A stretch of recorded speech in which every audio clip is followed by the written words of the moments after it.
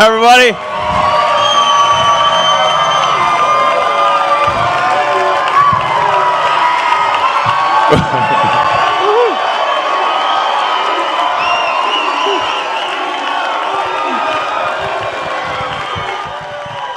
Thanks for coming. What do you think of my hat? All right, I'm gonna sign the hat and I'm gonna throw it out.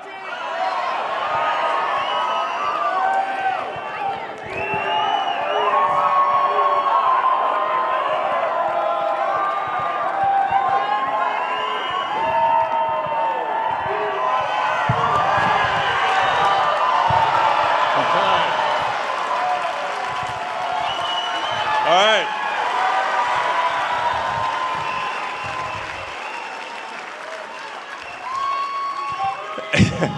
All right, I love you guys too.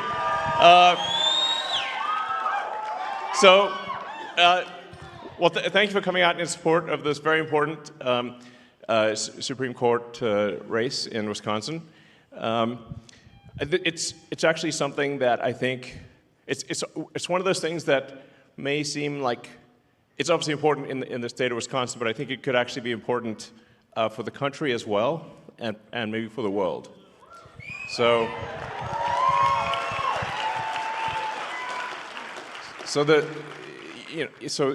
the House majority right now is razor thin. It's really just a few seats, and if the Supreme Court is able to redraw the districts, they will gerrymander the districts and deprive Wisconsin of 2 House seats on the Republican side. Yeah, exactly. The result of that could be that the House switches to a Democratic House. Yes, indeed. And then they will try to stop all of the government reforms that we're doing, and we're getting done for you, the American people. So.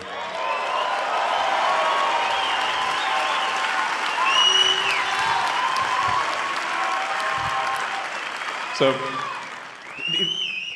the reforms that we're getting done in D.C., thanks to President Trump and his great team, are really profound. Really, the goal is very simple. It's to restore merit and freedom. So that's what it comes down to. So America is the land of freedom and opportunity. So we want to restore individual freedoms, freedom of speech, just in general, get the government off your back. And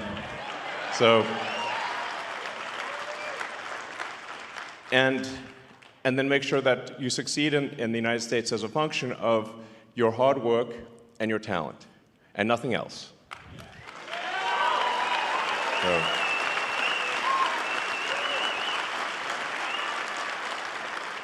So these are really noble and important principles, and I'll talk more about this, all night really, as long as you guys want to hear about it. As you may have seen with stuff that we've posted on the Doge.gov website and the Doge handle on the X platform, there is a tremendous amount of waste and fraud in the federal government. Like, shocking, really. It's insane.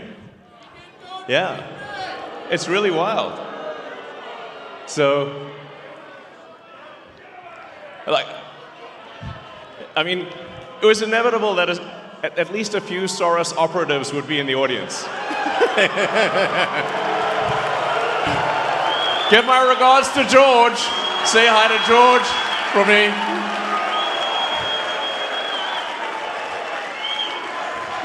USA, USA. USA! USA! USA! Yep. It was inevitable. I was waiting for that one. So, yeah, thank you. Thanks, guys.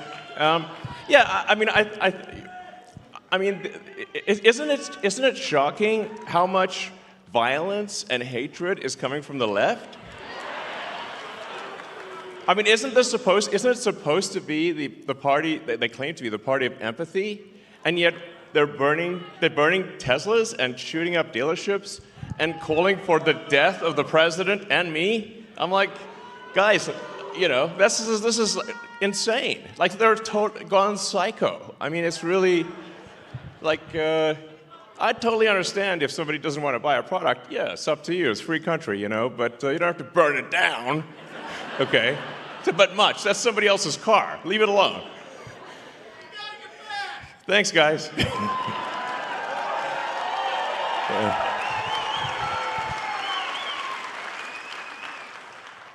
Yeah, so, man, the derangement level on the left is just like, it's blown my mind, frankly.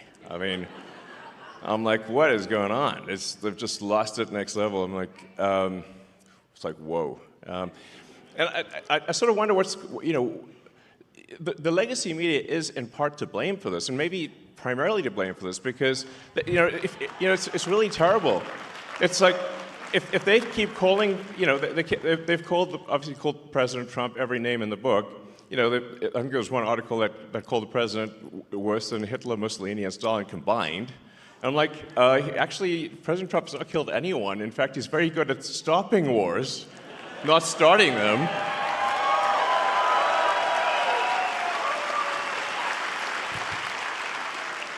So, you know, we're really very different. Maybe we need to add some more history lessons back in schools.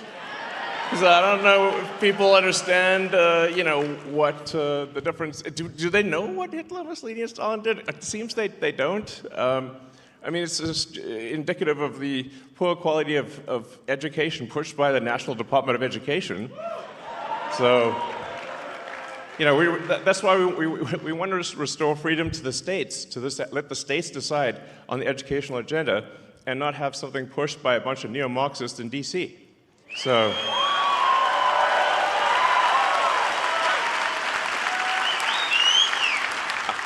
I mean, it is astounding how much anti-American propaganda is pushed on kids today in schools. It's mind-blowing. It's like, what the hell's going on, you know? So, anyway. But on a more positive note, we have this petition, you know, sort of against activist judges, because judges should be simply interpreting the law, not making the law.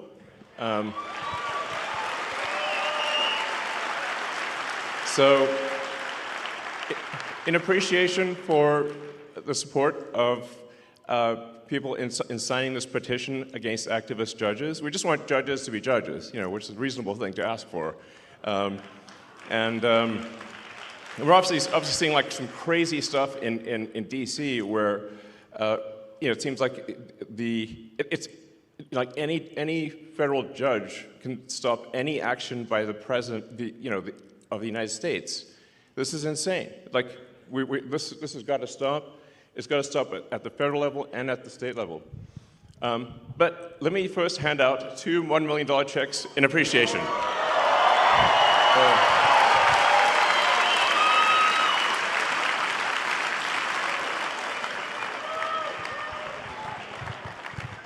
Okay, so the first check goes to Nicholas Jacobs.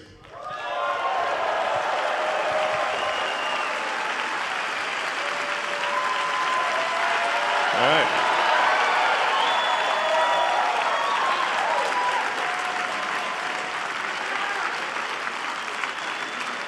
Now, I should say that the reason, you know, the reason for the checks is that it's really just to get attention. It's like we need to get attention, and it's somewhat inevitably when I do these things, the sort of it causes the legacy media to like kind of lose their minds. And then they'll run it on every news channel, and I'm like, I couldn't pay them it would cost like 10 times more, or you know, to get the kind of coverage that we get. So,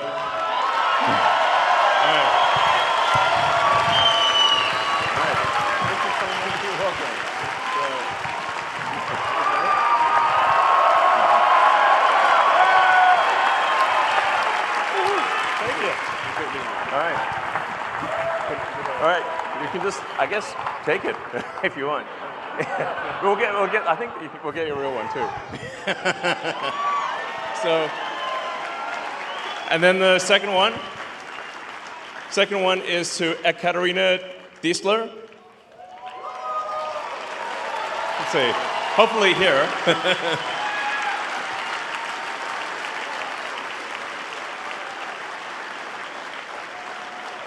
So, well, and like I said, this is just helpful for getting attention, and then it's kind of fun to see the legacy media lose their minds over it too. So, love you too. So, yeah. So, let's see. Hello. Thank you. Congratulations. Thank you. All right.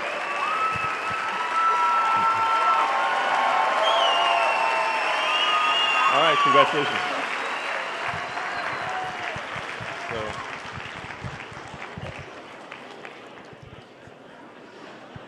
All right, so we're also going to be announcing, or we are announcing now, a program, sort of a Get Out the Vote program.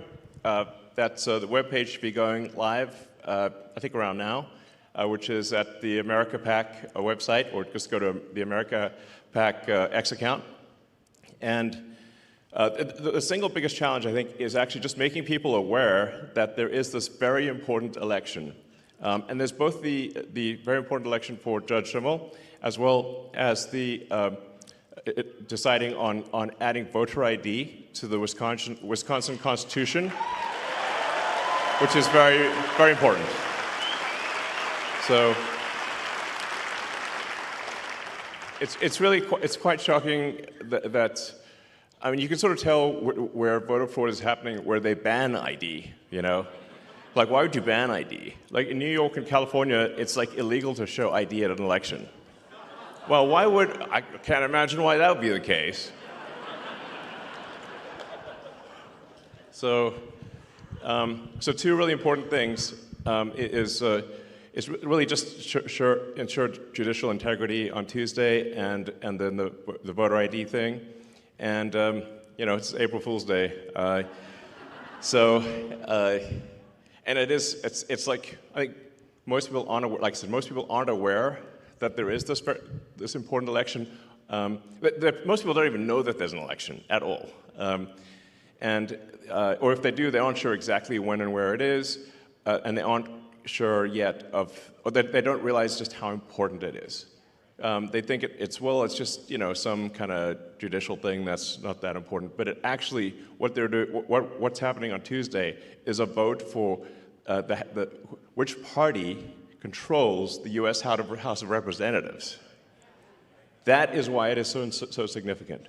And whichever party controls the House, it to a significant degree controls the country, which then steers the course of Western civilization. So it's like, I feel like this is one of those things that may not seem that it's going to affect the entire destiny of humanity, but I think it will. No pressure. Yeah. So,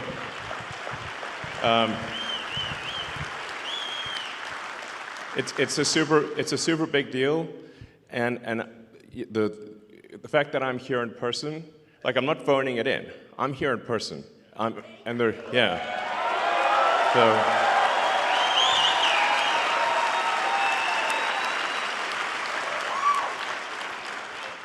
And there were quite a few death threats, I have to tell you. I was like, my security team said, well, it's actually gone down from yesterday to today. It went down from 18,000 to 17,000. So I'm like, oh, maybe it's getting better, But you can see how crazy some of these people are.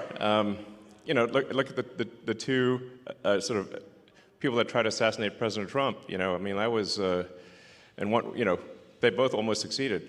So it's real, like it's not like some imaginary thing. So anyway, what we're announcing is kind of like a block captain program where somebody can sign up to knock on doors in their zip code and encourage people to well, make people aware that there is a vote, and then aware of how important the vote is. So you can sign up to be kind of a block captain for your zip code on the America PAC website right now. Yeah, and if you do, it's like basically $20 for just taking a photo with somebody. It's pretty straightforward. You just knock on doors in your neighborhood, and give them either a digital or a paper, picture of, Justice Brad Schimel. It can be an approximation. It doesn't have to be exact, but they just have to say thumbs up and hold a picture of Judge Schimel, and that's it. And you get $20. It's pretty easy. It's easy money. So, but the whole point of it is just to make people aware of the election, and say that there is an election. It's on Tuesday, and it's super important. Please vote. So.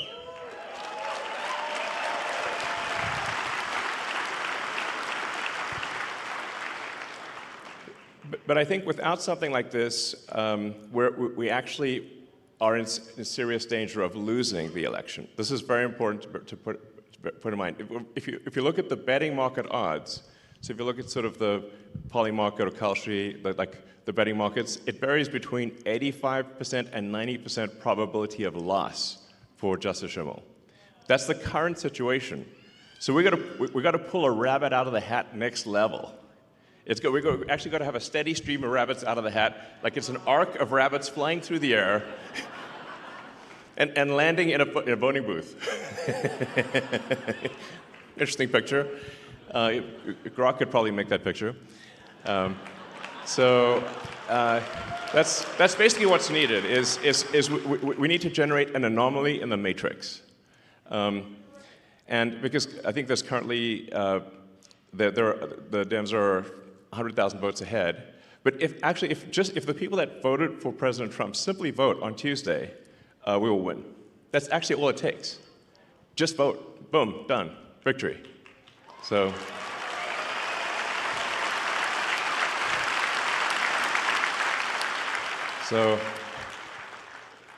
We basically need to dragnet the state. It's like everybody's gonna mobilize everywhere like crazy for the next 48 hours.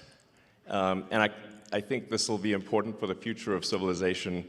It's that significant. So you don't hear me saying that very often. It's a big deal. So vote for Super Judge Schimel. I call him Super Judge Schimel. So,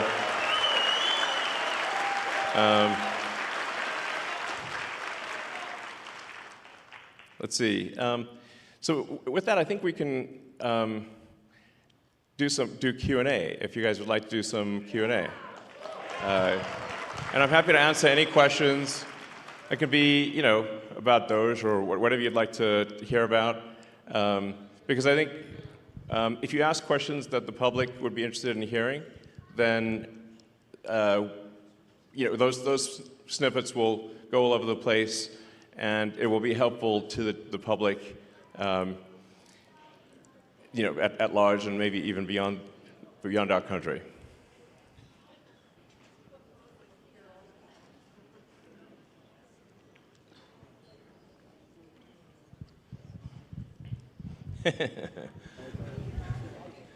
So let's see. Yeah, go ahead. We can just start over there. As AI continues to get smarter, won't it inevitably see through its creators' propaganda? Yeah, the question is, as AI gets smarter, will it see through its creators' propaganda? I hope so. I think you can sort of think of an AI as it is somewhat nurtured by its creator. So you have to say, what is the operating principle? What is the North Star of the AI?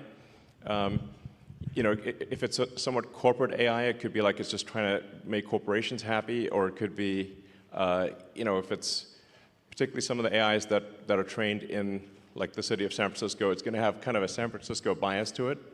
Because you can think of like smart people as well as like there are big differences in sort of beliefs among smart people. And so you can expect that there will be big differences in beliefs among AIs as well.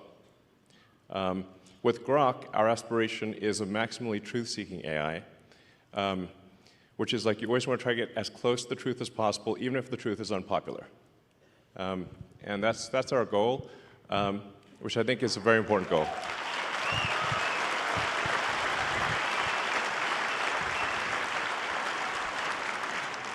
Hey, nice shirt. Oh, thank you. First of all, path of exile for life. But more importantly, as we see the whole world has turned to a fear-based mobilization effort. And we've seen that translate into violence. And the right's not immune to it because it can hit anybody's psychology. Sure. How do we beat that with optimism? Because that's going to be crucial to avoid mass eruption of conflict. Yeah, I mean, there does seem to be... you're right that the right is not immune from sort of hate and violence. It's not like nothing, but it does seem weirdly heavily weighted towards the left. I mean, like, I haven't seen anyone tearing off like a Biden-Harris hat. Like, we're just like, you feel a bit sorry for them, like, oh, maybe they're wrong there, you know. But you see people tearing off MAGA hats. And someone just, you know, I saw a video just today where somebody was just on an escalator, a woman was on an escalator wearing a MAGA hat, and someone going the other direction tore the hat off her head. And I'm like, what? That's rude, you know. In fact, I sort of find myself in a strange position because I didn't think of myself as right. I thought of myself as centrist. But then the left went all the other way in the other direction, and now everyone's a Nazi, you know. Before you know it. And I'm like, wait a second, do you know what that means? Obviously not. So, but yeah, I mean, I think, you know, I believe in peaceful discourse and that, you know, we make arguments, verbal arguments, and the people decide which way they want to go. But we don't engage in sort of shouting people down or violence or burning things or shooting things. That's how democracy is supposed to work. It's peaceful discourse. So. My question is about USAID.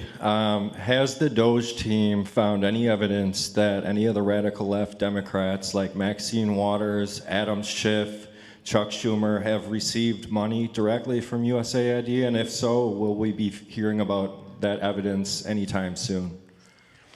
Yeah. So there is a massive amount of corruption, but it is circuitous. So what happens is there's money that, obviously it's your taxpayer money, that is then sent to various government organizations who then send it to NGOs, which an NGO is a non-governmental organization, but obviously if it's a government-funded non-governmental organization, it's just an organization, it's just a government. And effectively there's a giant fraud loophole, which is that the government can send money to an NGO that is then no longer governed by the laws of the United States. So they'll send the money overseas to one NGO, then they'll go through a bunch of them, and then I'm highly confident that a bunch of that money then comes back to the United States and lands in the pockets of the people you just mentioned. But it is a circuitous route. It's not like it doesn't go directly, but let's just say that there's a lot of strangely wealthy members of Congress where I'm trying to connect the dots of how did they become rich while earning, how'd they get 20 million if they're earning 200,000 a year? It sounds, nobody can explain that. So something's, yeah, we're going to try to figure it out and certainly stop it from happening.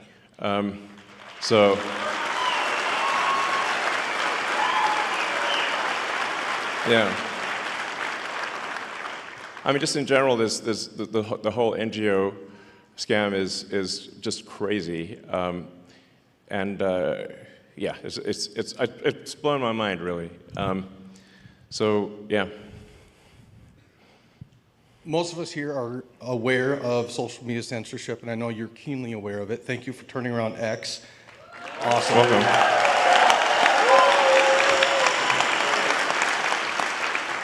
As censorship picks up in financial institutions, what can we do about that? So are you referring to offering financial services by X? No, sorry. Being kicked off of financial institutions for beliefs. Yeah. Well, certainly that won't happen during the Trump administration. Hopefully that can be enshrined in law, which is part of the reason why we need a Republican Congress. So you didn't see any Republicans kicking Democrats out and debanking Democrats, but there were a lot of Republicans that were debanked, thousands, which is really outrageous. So that's why I say it does seem kind of one-sided, you know, this like trying to ruin people's lives and financially and violent protests overwhelmingly comes from the left these days. You know, it's like, and whereas the right is polite, you know, and fair as far as I can tell. So, yeah. Go ahead. Hi, sorry. Thank you for being here. Your comment kind of about the Matrix is kind of ironic because my husband and I watched the first Matrix and the sequel yesterday. My question is, when so much of social media nowadays, you know, whether it be X or YouTube or whatever, is kind of curated to like a person's particular beliefs, or even where we have protesters that show up to town halls or potentially are paid.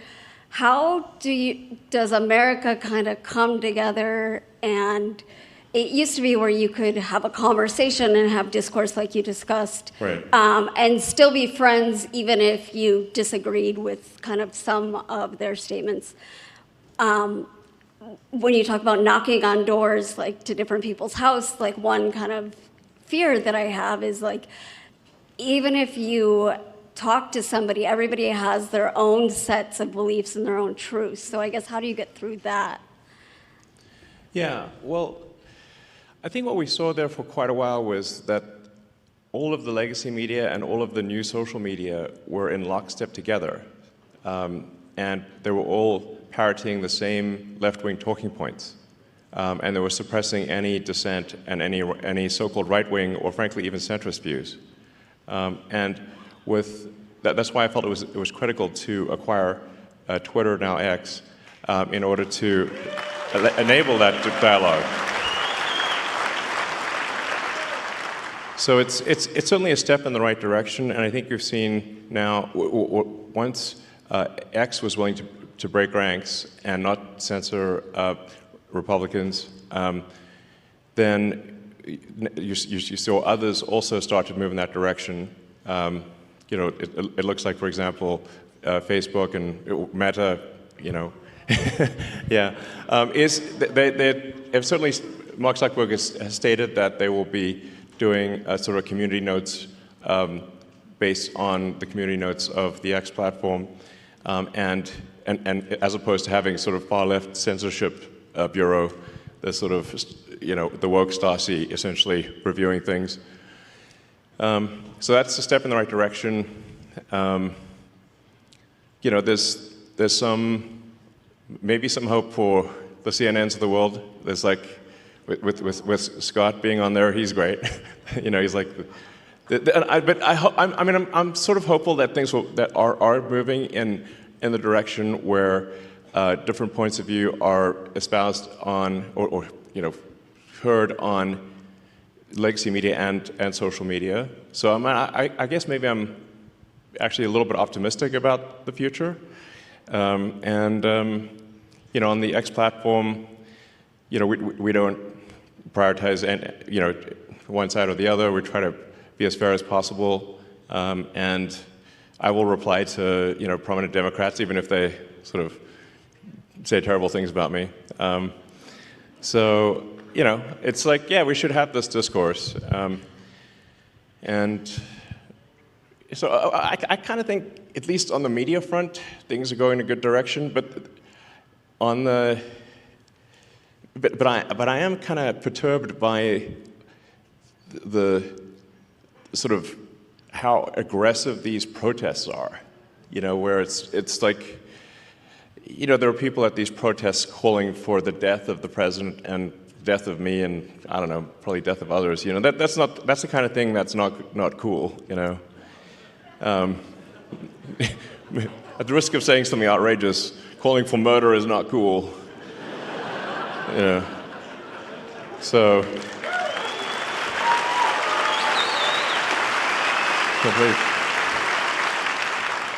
thanks for coming, Elon. I'm a teacher by trade. I have gone through the 4-year bachelor degree to teach the nation's youth going forward. On that, actually, I'm kind of curious. What was that like? Like, I got an English degree, man. At the end of the day, unless you want to hire me, that's about that's about all I can do. Sure. So during teacher college, they give us a heat map, and it says these are the cost per head on each student. The southeast is generally the worst, but they're also generally the lowest spent per capita on each student. Beyond just that correlation of the one text I got in an education class, I wonder, with your investments in Khan Academy, with the advancement of AI educational tools where specifically you can get feedback and these students can get feedback. Yeah, absolutely. Where do we see 100 years from now? With all this technology. 100 years from now? How about 50? I Let's hope start it with lasts 50. 100 years. That'd be like jackpot. You know? Yeah, exactly. Hopefully we were like on Mars, you know? So that would be really cool. So I do think AI can be incredibly helpful in teaching because you can essentially set up each kid with like a personalized AI, and that AI can then answer questions for each kid, and that actually can be very profound in learning, because obviously if you've got a classroom of say 25, 30 kids, you can't like spend. It's literally impossible to spend time with every kid individually. Or at least you can spend a little bit of time, but not, obviously it's a 1 to 20, 1 to 30 ratio. So, but what you can do is you can set them up with the AI, and then you can, you know, if things get stuck or whatever, if you want to, you can essentially guide the orchestra that way, and I think it could be a very powerful learning tool. You know, I personally enjoyed my English classes in high school, actually. You know, sometimes I wondered, why am I reading Charles Dickens? But you know, there's some merit to reading Dickens and many of the. I actually think that we should have a great canon of English literature that kids do at least, you know, some number of the significant works in the English language. So.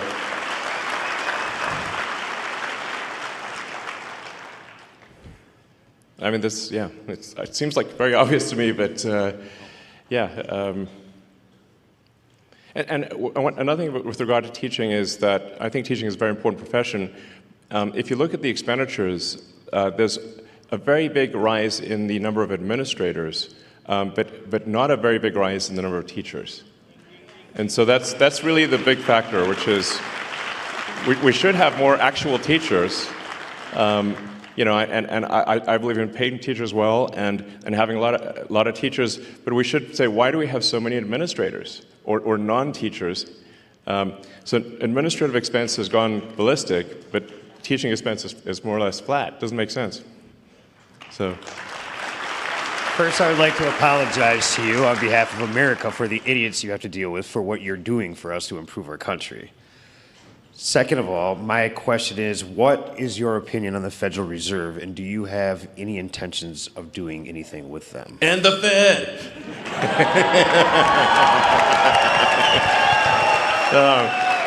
Yeah. I don't know, I always wanted to say that, you know.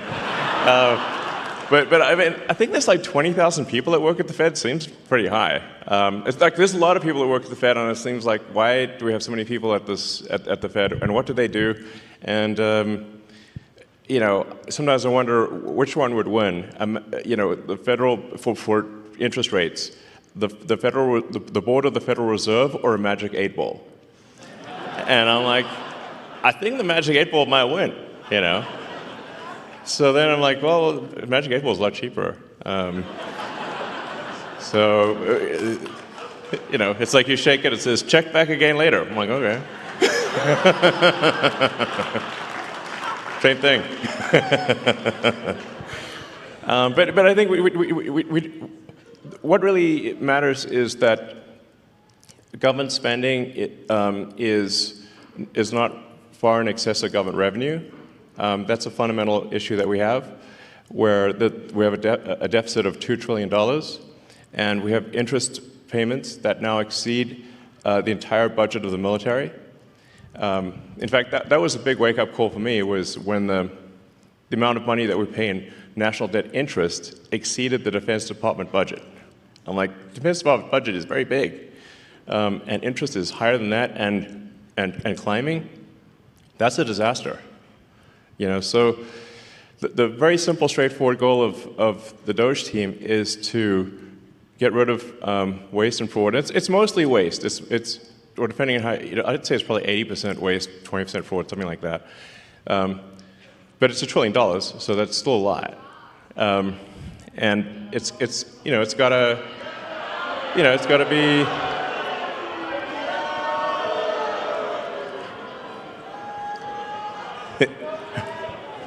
We got another Soros sleeper agent there.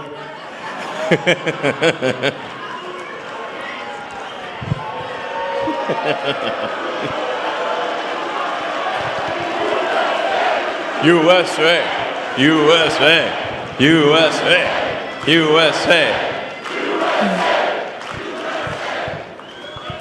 So, to be clear, the very simple thing we're doing, and we post everything publicly on the Doge website, which is just to look at every expense and say, is this actually a good use of your taxpayer dollars?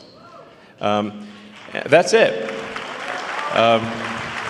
It's not super complicated. And the thing that's pretty wild. This is why I say I used to be a Democrat, and if you listen to the speeches of Clinton and Gore in the 90s, when they were going on about reducing waste and fraud, it literally, you wouldn't be able to tell the difference if, who said it, Doge or Clinton Gore. You can't even tell the difference. It sounds exactly the same. It's wild. So we're really just trying to restore common sense to government and say, let's not waste your money, and let's make sure it's spent well. And that's it. And in trying to save $1 trillion of expenditures, what we're saying is, of the $7 trillion in government spending, let's see if we can make it 15% more efficient. And I'm confident that we can. That's actually not a huge bar, by the way. So.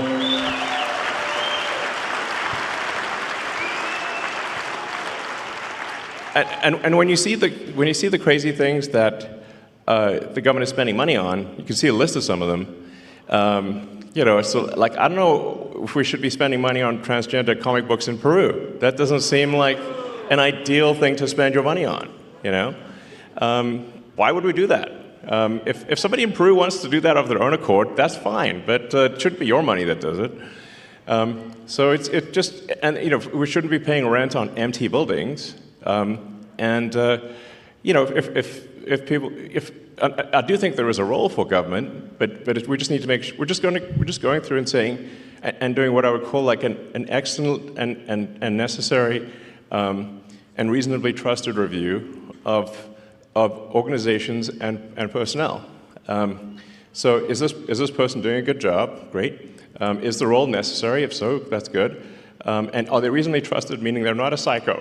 We're not talking about political affiliation, just that they're not crazy. What's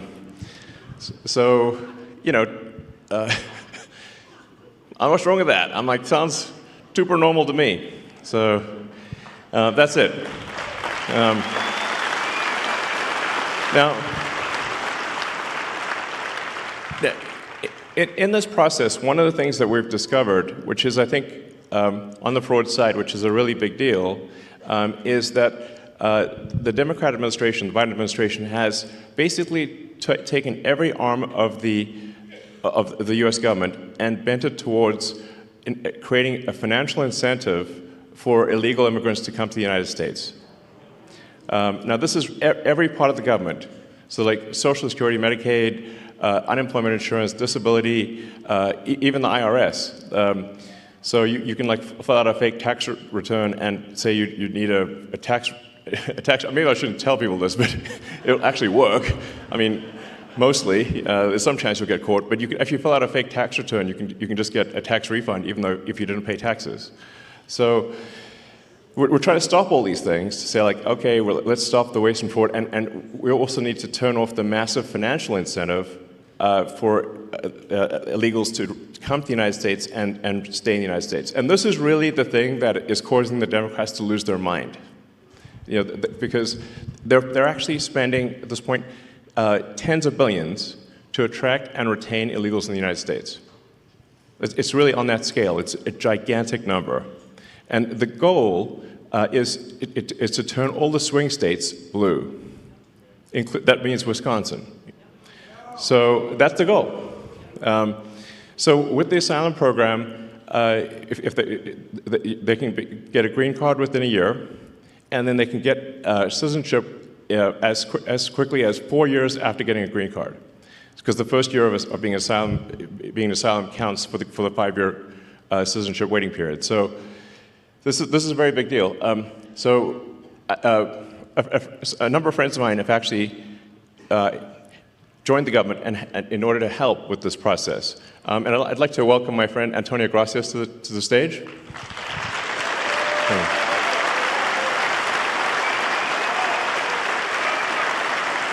I think so.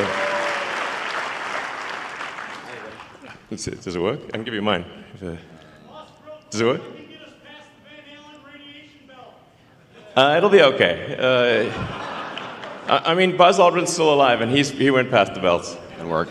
Is this working? Yeah, it's on now, yeah. There you go. So, Antonio, can you tell us what you... Antonio is helping out with the Social Security. So just trying to review Social Security, where you may have heard that we found 20 million dead people marked as alive in the Social Security database. This is so crazy. And then you'll notice there's a strange trend here, where how many Social Security numbers were issued. Do you want to? Yeah. So let me tell you what happened here. We started at the top of the system. You want to talk about a lot of maybe? We started at the top of the system, mapping the whole system of Social Security to understand where all the fraud was. And there's a lot of great people there that showed us really a lot of waste. And so that came up with a big list of stuff that we're working on. You've heard some of that already. But this is what jumped out at us. When we saw these numbers, we were like, what is this? In 21, you see 270,000 people, goes all the way to 2.1 million in 24. These are non-citizens that are getting Social Security numbers. Yeah, this is a mind-blowing chart. Yeah, this literally blew us away. Like, we went there to find fraud, and we found this by accident. And this isn't political, by the way. My parents are immigrants. Yeah, this country's been great to us. My brother and sister all born in Spain. I'm pro-legal immigration. This is not political. This is not political. This is about America and the future of America. And there are a lot of good people in the system that pointed us in this direction. I want to honor them right now, that work in the government today, who took risks to show us these numbers and tell us what's going on. Yeah. So I want to stop for a minute. I want to honor those people today. Very good people. Very good people. I have been from D.C. to Social Security offices to the border to track this down, and very good people have helped us along the way. I want to thank them. Yeah. This number, what this is when you come in the country, if you're illegal, there's a couple ways to come in. You come in through a port of entry, and you can tell them you're afraid, and they'll give you an asylum case. You'll get an interview, then you get in. That's one way to do it. Another way to do it is to just go to the border. Literally, this happened. I talked to Border Patrol myself. Elon was there too. I went to Laredo, and I went to Bronzeville. Elon went to Eagle Pass. You walk up to a Border Patrol officer, and you tell them you want to come in. they have a couple of choices. They could charge you with a misdemeanor or a felony under 1325, or they can make it an administrative offense, like a parking ticket, basically. They were told to do that, make it an administrative offense under the last administration. And then you go walk across the border, they do what's called a release your own recognizance, and they give you an NTA, a notice to appear, which to appear to judge. The wait times on judges are like average 6 years. Look at Grok, you'll see it on immigration judges. There's only 700 of them. This is 5.5 million people, okay? So what happens then? Once you're in the country and you got asylum through one of these pathways, and we've mapped the whole thing out, you can apply for a work document. You file a 765, it's the work form. You get this form called the 766, that's the authorization, and then Social Security Administration automatically sends you in the mail your Social Security number. No interview, no ID. This is worth just reiterating. It's not, people sometimes think that under the Biden administration that he was simply asleep at the switch. He wasn't asleep, No. They weren't asleep at the switch. It was a massive, large-scale program to import as many illegals as possible, ultimately to change the entire voting map of the United States and disenfranchise the American people and make it a permanent, deep blue, one-party state from which there would be no escape. Look, if I hadn't seen this myself, I'm not sure I'd have believed it. I went through it myself and mapped it, and Elon is right. This is true. The defaults in the system from Social Security to all of the benefit programs have been set to max inclusion, max pay for these people, and minimum collection. That's what's happening. We found 1.3 million of them already on Medicaid, as an example. We've gone through, on every benefit program we went through, we found groups from this particular group of people, this 5.5 million people, in those benefit programs. And then what was really, really disturbing us was why. We're asking ourselves why. Right. And so we actually just took a sample and looked at voter registration records. And we found people here registered to vote.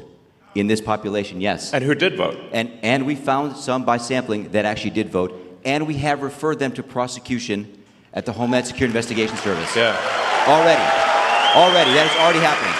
Right now. Yeah.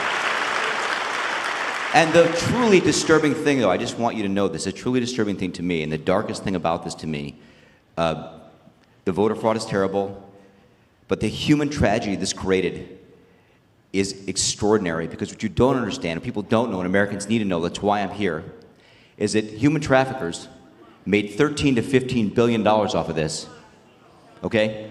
That's the money that's going around the world, moving people around the world to our borders because of these incentives. How does it work? What happens? Hey, if you're in Africa and you're in Central America, you got to walk up through Mexico, through Central America. Who do you pay? You pay the narcos, you pay the traffickers, right? And we were told by ICE, it's between $20,000 and $500, depends where they pick you up, to walk across all those countries and get all the way up to the border. Where's that money goes? It goes to the cartels.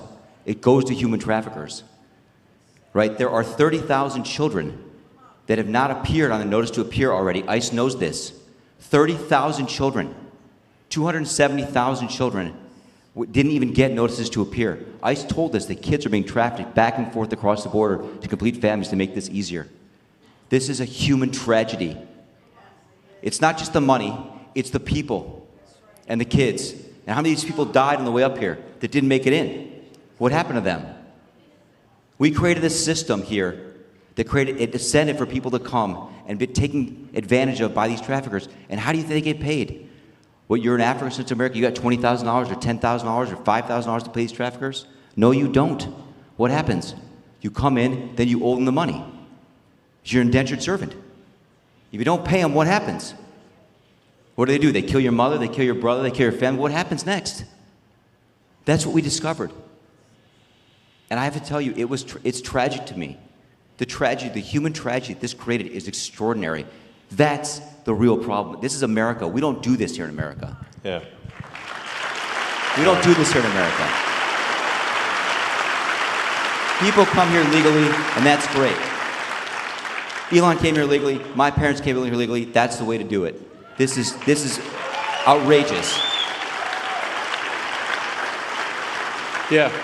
It's pretty wild. I mean, you can see, because there's still actually a lot of people out there, especially in the sort of center third of the country, that somehow think this is made up by the right, or it's like some fiction. It's not, that it's somehow not true, but it is It is absolutely true. And you can see that if you look at things like the state of New York, which tried to make it legal for illegal immigrants to vote in the state of New York. That was only shot down by the New York Supreme Court a few weeks ago. And California has made it health care available to all illegals in the state. And they initially claimed that it would only cost $3 billion. It's now $9 billion and climbing. So it's really, if you create a massive financial incentive for people to come to the United States illegally, then that's what they will do. It's a very sort of, it'd be strange, it'd be odd if that didn't happen. So the thing that actually has the Democrats losing their mind, by far, the real reason for these attacks and sort of the burning of the cars and everything is that we're going to turn off the payments to illegals. Yes.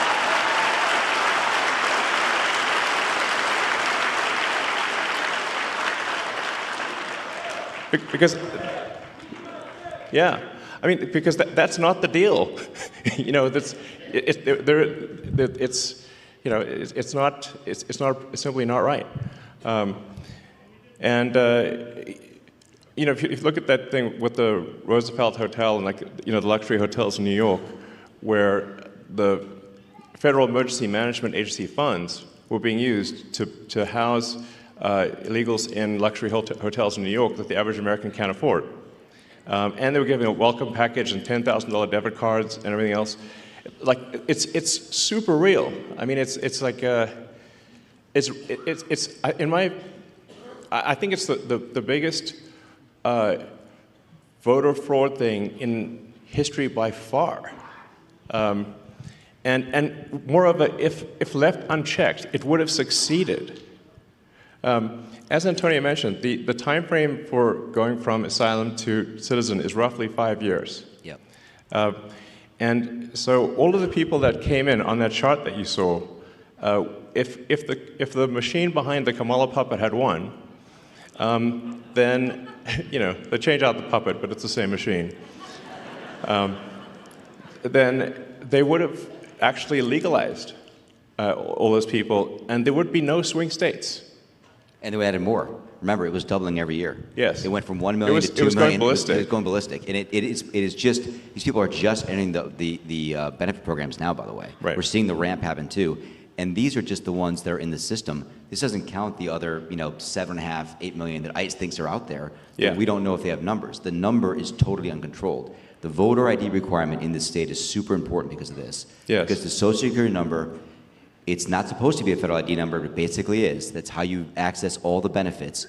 This is why we need voter ID, because this thing is not secure. You could walk into a Social Security office today as an adult in America, and get a Social Security number enumerated with simply answering 6 or 7 simple questions and showing some forms of ID that are not federal ID. Well, you can just actually make it up. Basically, you can show basically like a fake utility bill, or you can show a medical bill and a school ID. Yeah, yes. Medical bill and a school ID, and you can get a That's an Social Security number. Yes. And then from there you get on the voter rolls, and then Yes. Basically Dem operatives will farm the vote. Yes. So the problem with this obviously is that if you turn the swing states blue, then there are no swing states, and then we're in a permanent one-party system. And as soon as they win that, they'll have the House, the Senate, the presidency, they'll pack the Supreme Court, then they'll double down on the illegals, just like California. So we've already seen this happen in California. California is supermajority Dem. So, but at least California is held back by the fact that people can move out of state. Once you can no longer leave America, they'll be far worse than California. So the gravity of the situation is severe. Help us clean up Wisconsin border wall. Yes. Yes. Absolutely. So, I mean, it's really simple stuff. Just having photo ID to vote is like, you can't buy something at the liquor store, but voting is more important than buying a beer. So You're gonna need a real ID to get on an airplane. You yeah, can't, like, you can't board fly domestic flights. anywhere. Yeah, I mean, and like the same people who are saying that there should be no voter ID at voting stations demanded vaccine ID from everyone. Yeah. I'm like, that's weird, you know. So it's really about just restoring integrity to the voting system, which really should not be a right or left cause, but a cause for all. Do we not all want integrity in the voting system? Of course we do. Yes, of course. Yes. So.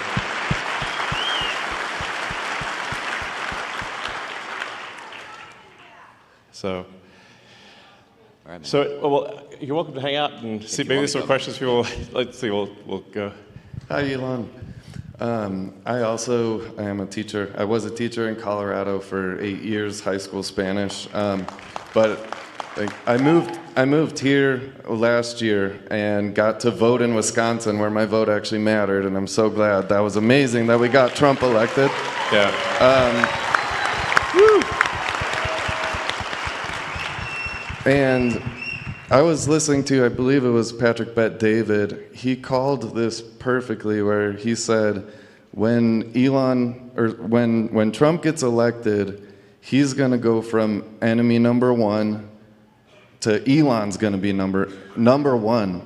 And for the reason, I mean, he only has a couple years left, and we've all seen the left go after you and make you number one enemy. And just walking in here, we heard Nazis suck. There's all this horrible thing. And just on a serious note, I just want to let you know, my wife and I pray for you at night. Thank you. For your safety.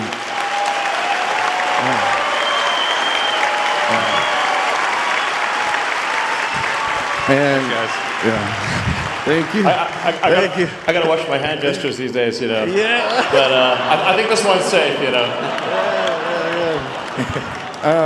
You know, it's like can't wave to the crowd. You know, you don't know what'll happen. And I've been a fan of yours for like a decade, and I've been a walking Tesla ad to anybody who talks to me. Even though I never had a Tesla until I came to Wisconsin too, and it's 10 years old, but it's the best Model S I've ever had. Thank you. It's incredible. Thank you. But I just wanted to ask you if it would be okay. I brought my dad with me. He's a pastor, and I just thought if it's okay with you, I would love for him to say a prayer for you as well, for your protection. Sure. Thank you.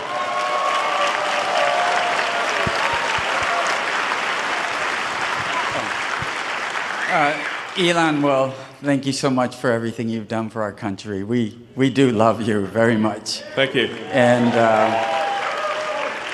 And as a pastor, but just as a person, right? And even if I wasn't a Christian, and I know not everyone here is a Christian, but I think there's quite a few of you here and who are. Either way, we love all people. That's not the issue. The issue is fairness, what you're talking about. The issue being just, and the justice being a weapon instead of lawfare, instead of actually just, and all this corruption you're talking about.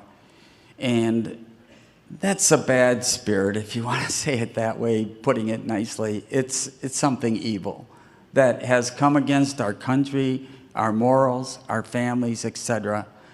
And then you and the president and others getting attacked with this outrage and this hate. So if you would, allow me to pray. Thank you. If you'd all who want to, please join me, bow our heads and pray. Gracious Heavenly Father, we are thankful for our country. We are thankful that God does bless America, and that God is the source of all goodness, love, and provision, and that you, Lord God, have provided a great nation with a great history.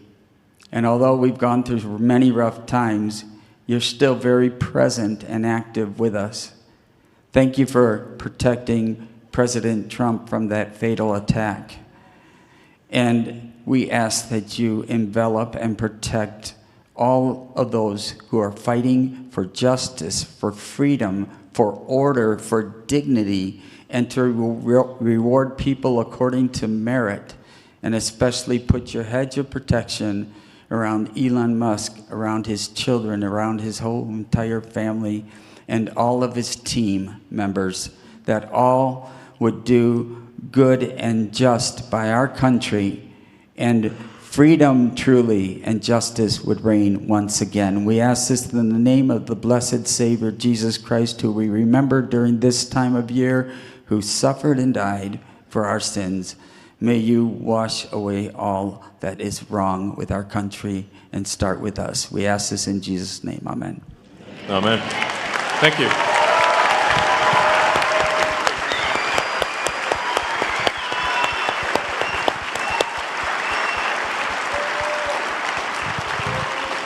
Thank you very much.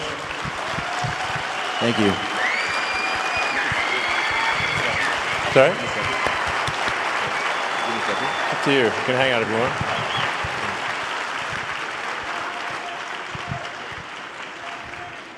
Well, that was beautiful.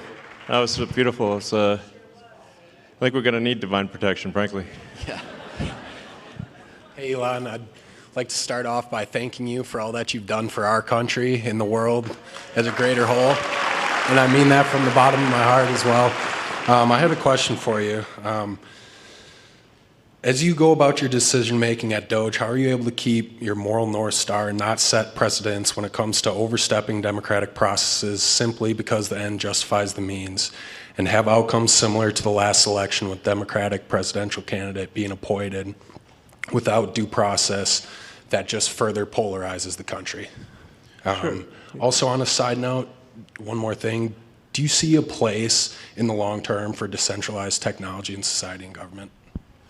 Yeah, I mean, to answer the second question first, I think generally it's good to have decentralized systems because the more centralized something is, the more power that is in any one single entity, the more corruption you're likely to have.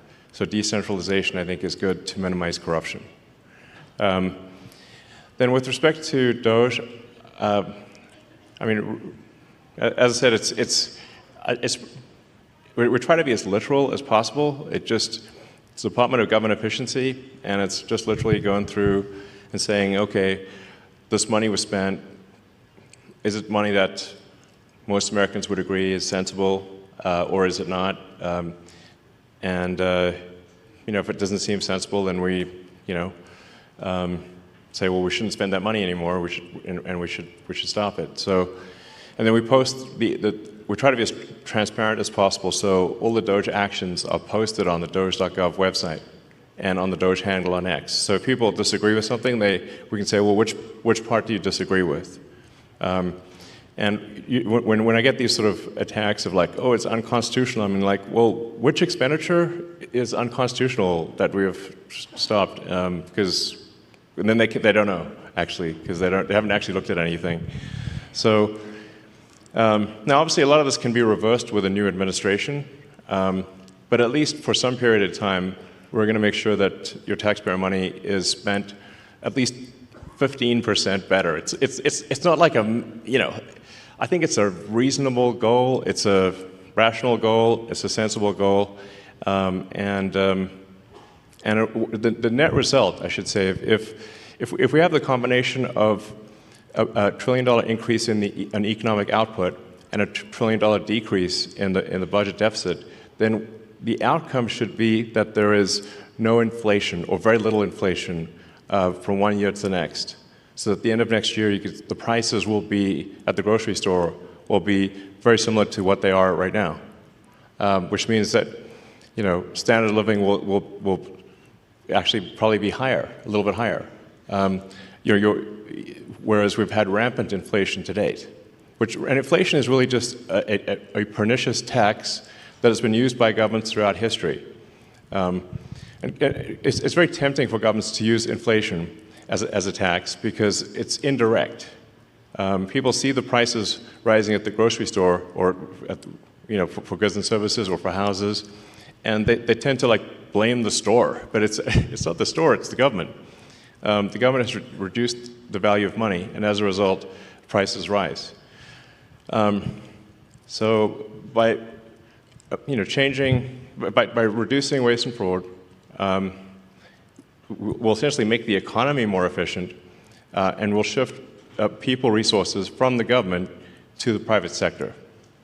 And that will result in an increase in the output of goods and services, and so the average standard of living will therefore rise. So they're trying to make economics sound very complicated, but it's really not that complicated. The standard of living increases when the output of goods, average output of goods and services increases per person. There's basically more stuff, therefore you have more stuff to divide across the people. That's it. And you can run this sort of thought experiment and say, like, if there was 100 people on an island, and you'd say, well, how many people do you want farming, fishing, making stuff, versus, doing regulations? You would say, like, no, you wouldn't want, like, 20 people doing regulations, You'd be like, oh, that's too many. Well, then maybe you'd want one or two. I don't know, maybe none. Ideally, zero. I mean, I'm all for small government, by the way. I think that really, yeah.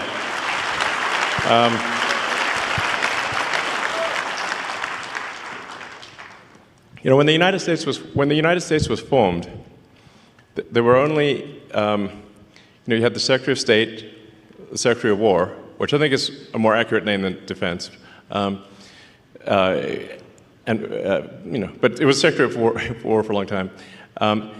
And you had Secretary of the Treasury, and you had the Attorney General. That was it. And if it were entirely up to me, I'd be like, let's make it like that again. Yeah. Howdy, gentlemen. I've got a quick question regarding government and transparency. Do you think Dogecoin may ever be used, or the Dogecoin blockchain to be used for maximum transparency? Well, the names are similar, but they're doing two very different things. In fact, I was going to call it like the Government Efficiency Commission, but that's a super boring name. And then the internet said, no, it needs to be called the Department of Government Efficiency. I was like, well, the internet is right. So we changed the name from Government Efficiency Commission to Department of Government Efficiency. But there are no plans for the government to use Dogecoin or anything, as far as I know. So that they happen to be similar names, but really we're just literally trying to make the government 15% more efficient. It's kind of like most of the work that's being done it's kind of like homework. It's not like it's just work, frankly, it's like washing the dishes. It's not like, it's a lot of it's not super fun work. It's just, going through and looking at every expense and saying, why does this department have like 10 times more software licenses than people? That doesn't make sense. Why is the government spending $10 million a year on Politico subscriptions? That doesn't make sense. There's just one thing after another like that. It's like things that are just kind of boring. So it's like a ton of boring stuff. Like you do hear about like the sort of weird stuff that makes the headlines, but most of the costs that are being cut are just very basic, boring things. It's like homework at scale is what I'd call the Department of Government Efficiency.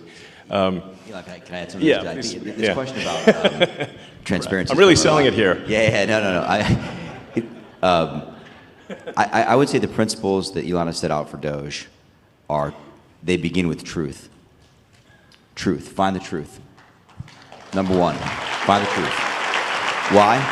Because the government's gotten so big that actually the people don't even know what's there. Yeah. They don't know the source of truth. So these licenses, it's not like people bought these licenses because they're bad people and they wanted to pay Microsoft. They just kept buying licenses because Microsoft gets selling them. I mean, it's that strange. Yeah, and we don't want to pick on Microsoft. It's like every software company, by the way. Any software company. Pick software company X. They bought these licenses because they just thought they should buy more licenses. More people coming in and there's no one there. People aren't coming back to the office, right? It's just finding truth. The number one principle is truth, and then transparency is number two, I think, on the list, right? So find the truth, make it public, make it transparent. And number three is, do it fast, make it efficient, and be urgent. Yeah. Those are the principles that Elon's put in the Doge. Yeah, it's worth pointing out, it's actually difficult to, you have to recalibrate how dumb things can be because it's the government. You know, frankly, it's like dumber than you think it could possibly be. So, you know, like for example, we found there were a whole bunch of what I call ghost payments going out, where the government contracting officer had retired or changed jobs or was dead or I don't know, they were not around anymore, and they forgot to turn off the payment stream to some company, and it's like leaving the money faucet on and you know leave the house, you know, and it's just the money faucet keeps going, and it's a pretty rare organization that will complain about receiving money. So organizations, so then you're like, is that waste or fraud? I mean, the government did send them the money, but they didn't deserve it. So then, well, okay, we should turn off the money spigot if the contract is over, you know, type of thing. So one of the things that we made a recommendation to the Treasury that the payment classification codes and the explanation for the payment be mandatory fields. So just and have a name attached. So we could just ask the person who approved the payment, is this payment a good payment? Does this make sense? This is the kind of thing that is normal in, you know, for individuals and for companies, but that was not the case. So the reason why the government could not pass an audit was because the information did not exist that would be required to pass an audit. Like, it was literally impossible because you just had all these blank checks going out with no explanation and no payment code. So how are you supposed to do an audit? It's literally impossible. So that's what I mean by, like, it's very basic stuff. Like, we just want the congressional appropriation payment code to be mandatory and a very short explanation. We're not even going to judge what the explanation is, but that there be any explanation at all and a name attached was revolutionary. And my guess is this will probably save $100 billion a year, like a lot, you know. So.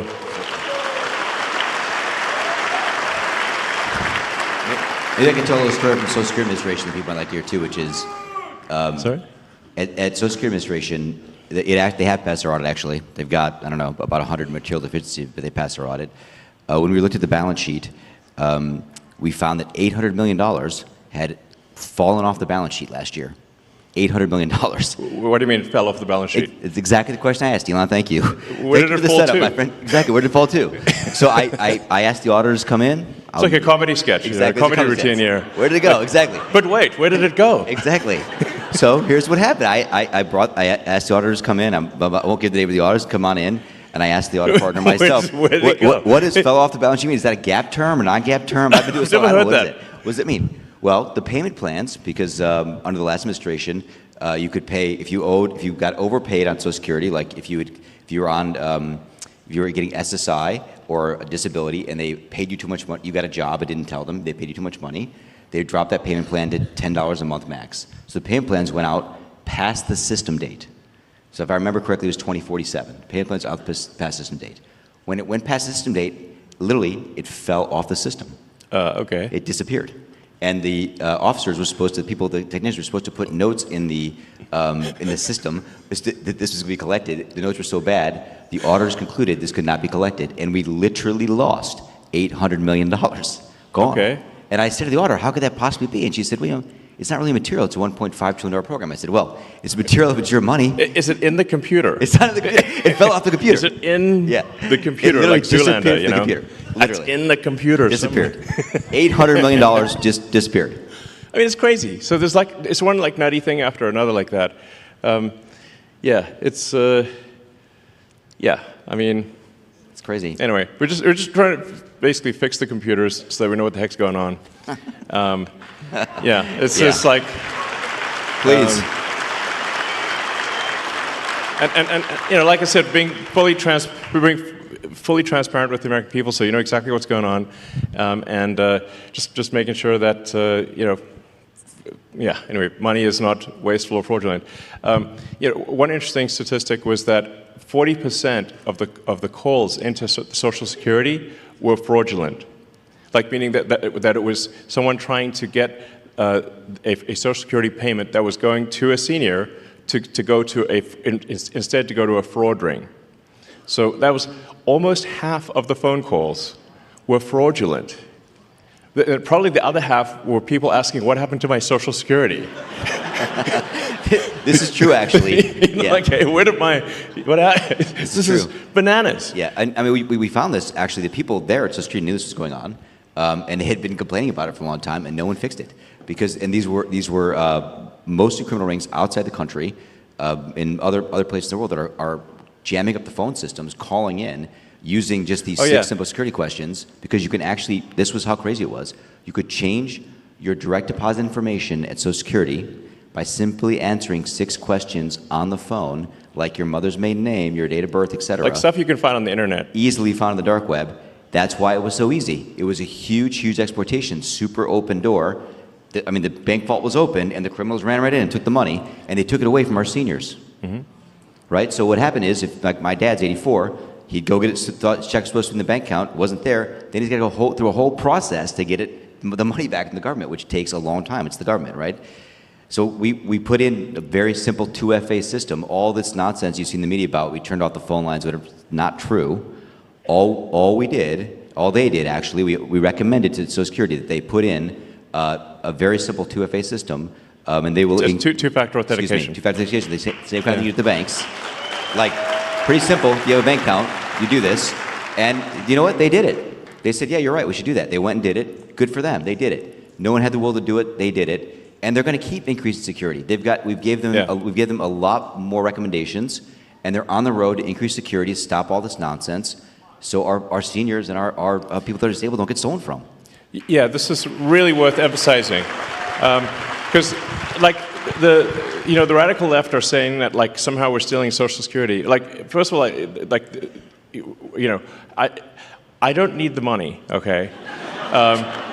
In fact, it's costing me a lot to be in this job. You had like Tim Walz dancing on stage showing a chart of Tesla stock, which is a really awful thing for him to do. Because what they're trying to do is put massive pressure on me and Tesla, I guess, to I don't know, stop doing this. It's my Tesla stock and the stock of everyone who holds Tesla went roughly in half. I mean, it's a big deal. So not only am I not getting I'm not getting paid, definitely not stealing money, and would never get away with it. But the value of my Tesla stock is in half. So this is a very expensive job, is what I'm saying. But I think it's you're welcome.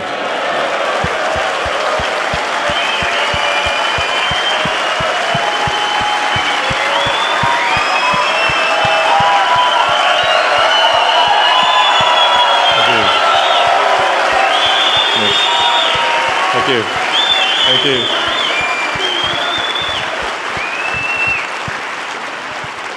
Thank you very much, guys.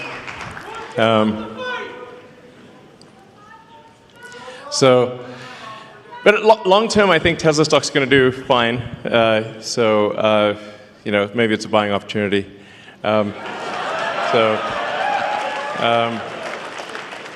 the actual thing we're doing is making sure that people do get their Social Security and that it doesn't get stolen. 100%.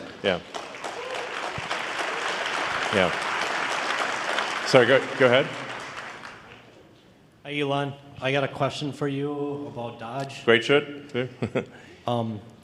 Everybody in this room has got a bunch of money sitting in a bunch of little boxes in a bunch of different states. And it turned into crickets when you brought it up online that you were going to go check our gold. And I'm worried about the Democrats and Joe Biden's last administration with the money not being there. Did you get blocked, or are you still able to go check that? Sorry, I'm not sure I understand exactly what you're referring to.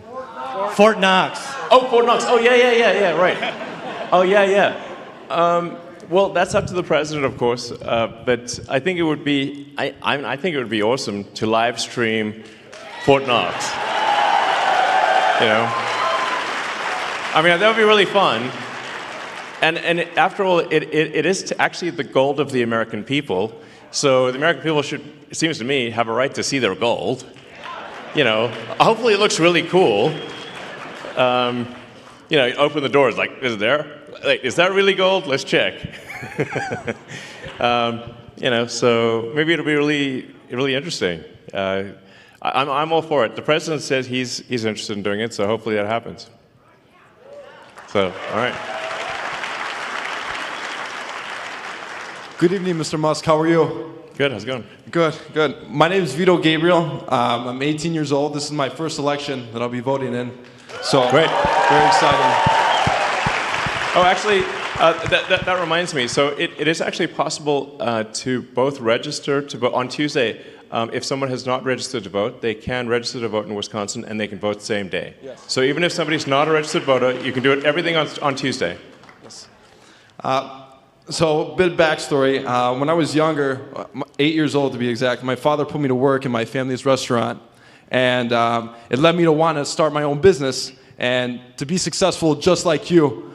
And in my opinion, you're one of the most successful businessmen to ever live.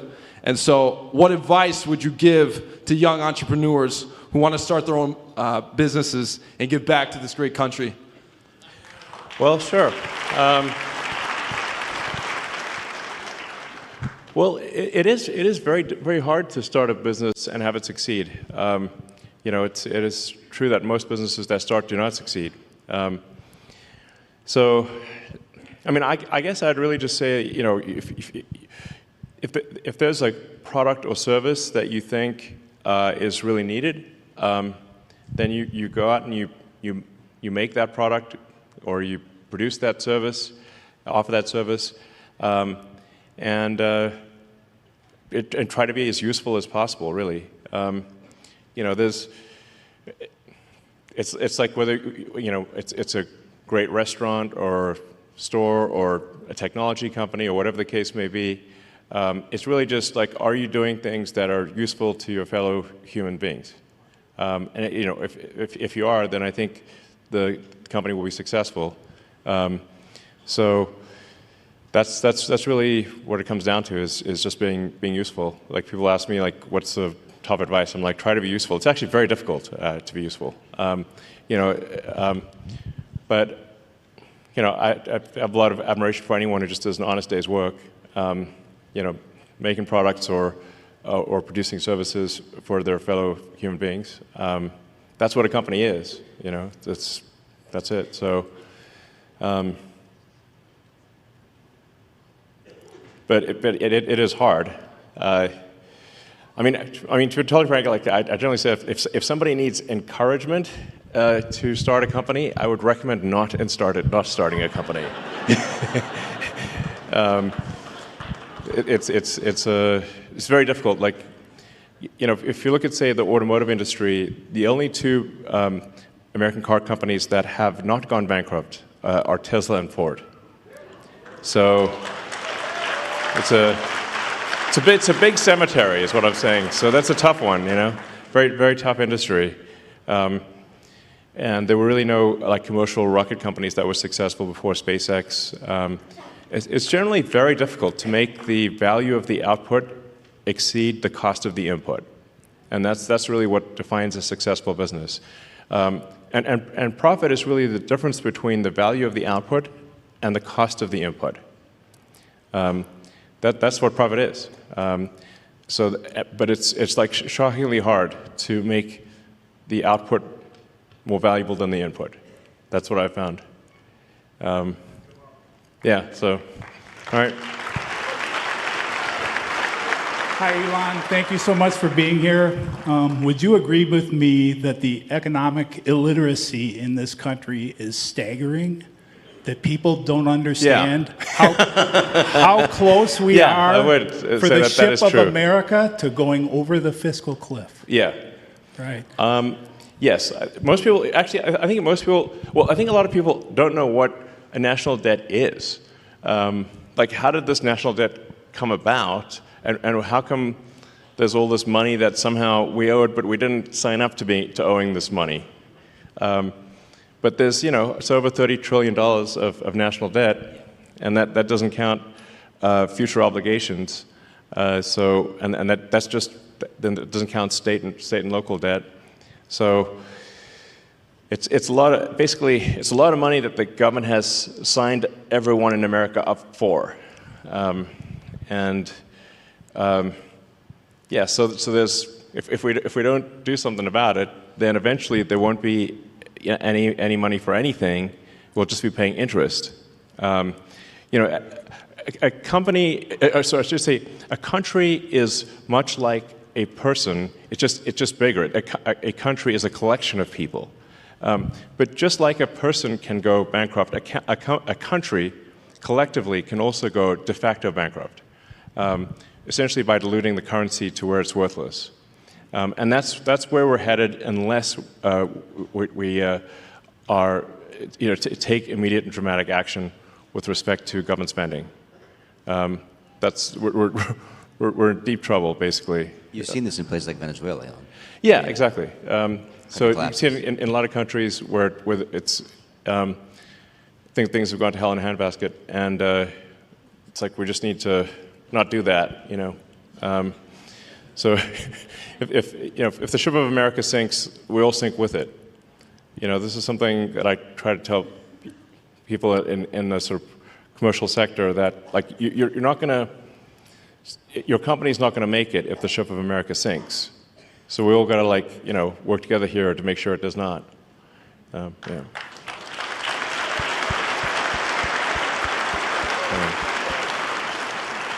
Antonio, feel free to ad-lib as you wish. I know. Right. Sure. This is the only place left to go. That's great. Right, exactly. I don't think we can run off to some other country and be okay. It's America, you know, I will die in America. I'm not going anywhere. So, I will too. I mean, I might go to Mars, but that will be part of America. Yeah.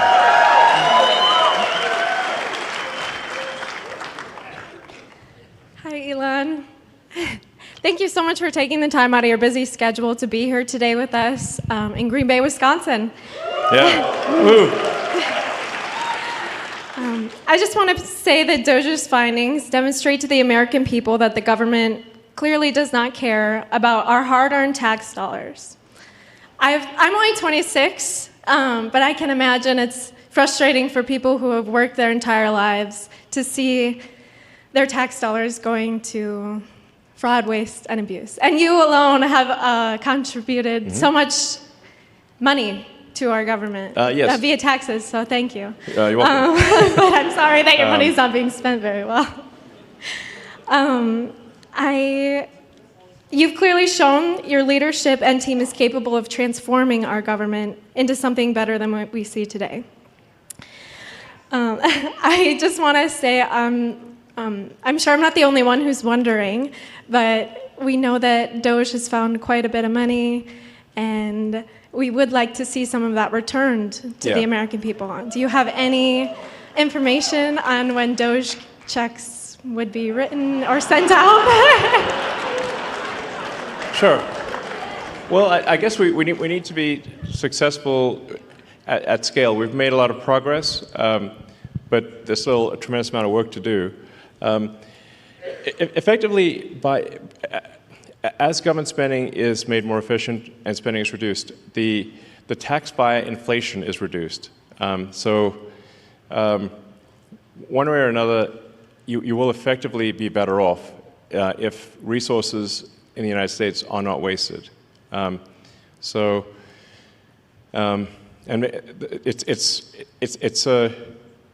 it's somewhat up to the Congress and maybe the president to as to whether specific checks are cut. But whether a check is cut or not, if you reduce wasteful spending, the economy is going to be better off. People will do more useful jobs than before. The total output of goods and services will increase, and then the average standard of living will increase. So that's yeah.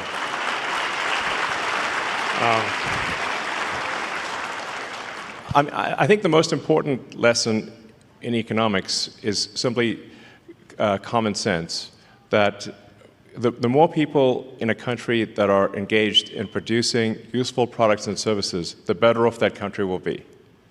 Like you could run the sort of thought experiment to say, in the limit, if we moved everyone in the car industry into the DMV, there would be no cars, but there would be a lot of regulators. So then you say, well, okay, well, then how many people should be in the government versus not government? And generally, I think you want to minimize the number of people in government. There's still, be a lot of people in government, but you want to keep that to a minimum and move people from low to negative productivity roles to high productivity roles in the private sector. Yeah. Okay. Hey, Elon. So the first time I heard about population collapse, I think was from you on Joe Rogan. I grew up in the generation where it was very overpopulation, global warming. A lot of people don't want to have kids. My wife and I just had our first. She's a year. Hi, Amelia. Hi, John. Thank you. And I'm finding out very quickly a lot of these things I was told about having kids, losing personal freedom, it's well worth it. I mean, I would recommend it to everybody, as I'm sure you would, and we've Absolutely. heard. I mean, I've been banging the baby drum for ages. Yes. So my question to you is, what's the most surprising and fulfilling thing you've learned from your kids? Especially we've seen you around X all the time with Trump. So what's your most fulfilling thing you've learned from having kids? X is in the back there. So hopefully he's watching this. Hopefully, I think I think nothing makes you happier than kids. Really, is what is the truth of it. So, kids are my greatest source of happiness, and I really encourage, as Antonio knows, I've encouraged all my friends and everyone to have kids. It is concerning. The United States has been below replacement rate. The birth rate in the United States has been below replacement rate since roughly when I was born, around 1970, 71, thereabouts. And I think last year was the lowest birth rate on record. It was very low. And then we're seeing this trend in almost every country on Earth. This is worrying because it's like, well, if something doesn't happen, humanity is going to disappear. So it's, I think, very important to have kids.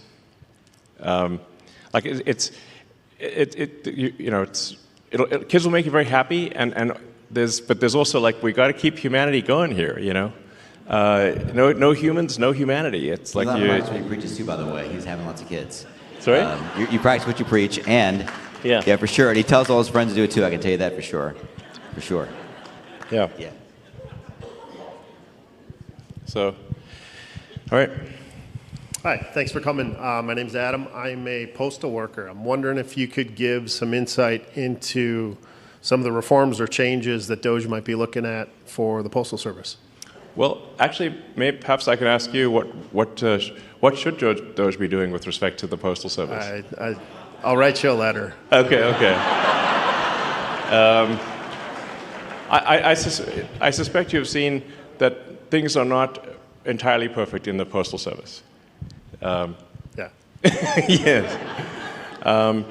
So, I mean, obviously, it's delivering mail and packages is very important. There's a reason for why the Postal Service was created. But I haven't really had a chance to look at the Postal Service yet. But okay. I have a little detail on the analysis if you want. Do you do? A little bit. Okay, sure. Yeah, I mean, I wouldn't say that. I want to be very general here, but there is this thing about you could tell us there's this thing about large volume users postal service versus small volume users, right? So some company, please. I've heard of that. Yeah. Yeah, I mean, you probably see it, right? You see. There are some companies in the world that use Postal Service a lot and pay the same rate as everybody in this room that uses it a little bit. Does that seem fair to you? You see it on the front line. I can't really say. Well, he can't say because he works there. Oh, you work there. Okay. Doesn't seem fair to me. I don't work there. So I mean, there's a bunch of questions about this people are asking that I think are interesting in the analysis. And when you look at the source of truth and the data and you make that transparent, I think it's going to be obvious what the right answers are. Yeah, it seems like some companies are not being charged the right amount for package delivery. And there's probably more administrative overhead than there should be, would be some safe guesses, Yeah. I suspect. Those are good guesses. Yeah, Yeah, good guesses. All right. Yeah. Elon, how are you? Yo, good. Hey. How's it going? It's Yeah. Adam, your #1 reply guy on X. And I'm Hey. here with Scott Presser. It's good to finally meet in person. Cool. So I'm glad you like a lot of my stuff. Yeah. You're constantly replying to my stuff, liking my stuff, and I love to create material because I'm a former Democrat myself just like you. Yeah. And I want to help bring over moderate voters from the Democrat Party who are disenfranchised. Yeah. And I'd love to be able to create more content to help you out, to help us win more elections, to win the midterms of 2028 and on Sounds and so good. on. Would I be able to get a follow from your main because you follow me from your alt cyber gamer? Oh, I did. Okay. Yeah. At this point, yeah, sure. I'll do that. Sure. I mean, it's right now. I used to only follow maybe a few hundred accounts, and it was possible to read most of what they posted. But now I think I follow like 1,100 accounts, which makes it impossible. So like it's just like I can only see a few things that people post at random, essentially. Yeah, but I'm trying to digest as much information as my human brain can manage. But yeah, thank you for your engagement, and just in general, like trying to report on what's really happening is great. Thank you.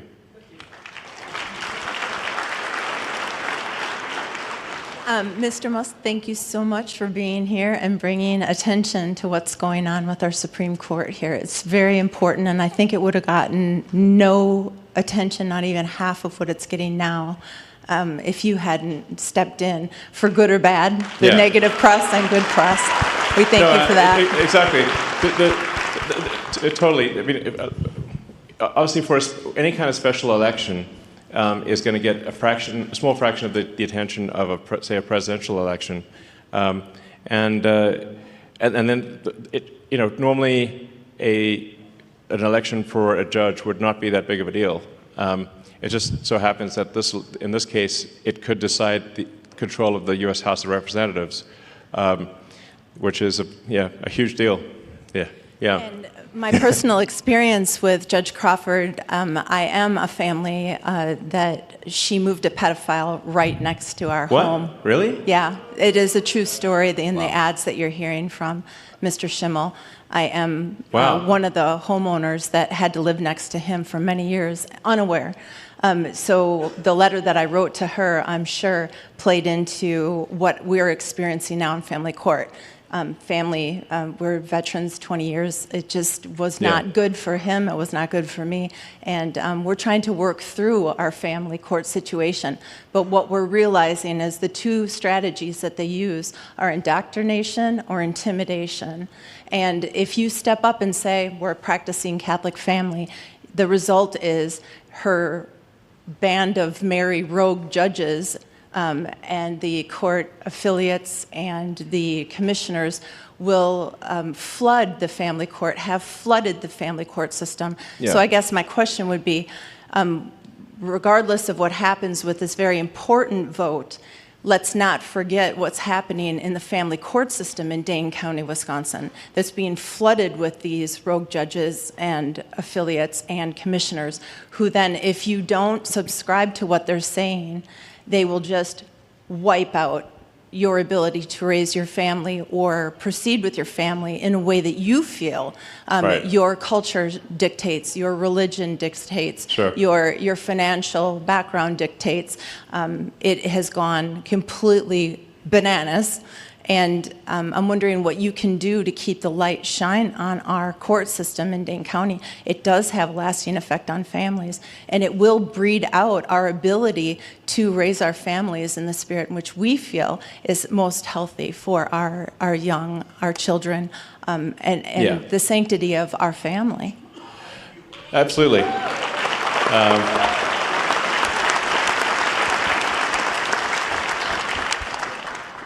I think that's fundamental to life, liberty, and the pursuit of happiness, which is the foundation of America. That you should have control over your family, not the state. The state should not have control over your family. It's insane that people would think that. So, We've had friends have to escape California because of this. Yeah, yeah. I mean, it's literally had to leave because the state tried to take their kids because they're imposing the state's values on the kids, and they literally had to leave overnight. More than one friend, we've had the story. Really? Really? Yeah, no, there's a thing, a change the law in California where if the teachers determine that it's in the kid's interest, like if you don't respect, like, I don't know, 10-year-old's pronouns or something, the state can take your kid in California. So it's insane. It's state forced indoctrination, and if you don't match their whatever the state wants, then they can take your kid in California. It's a big deal. Yeah, exactly. So it should just be, families should have control over their own circumstances, and it should not be the government that decides how your children should be raised.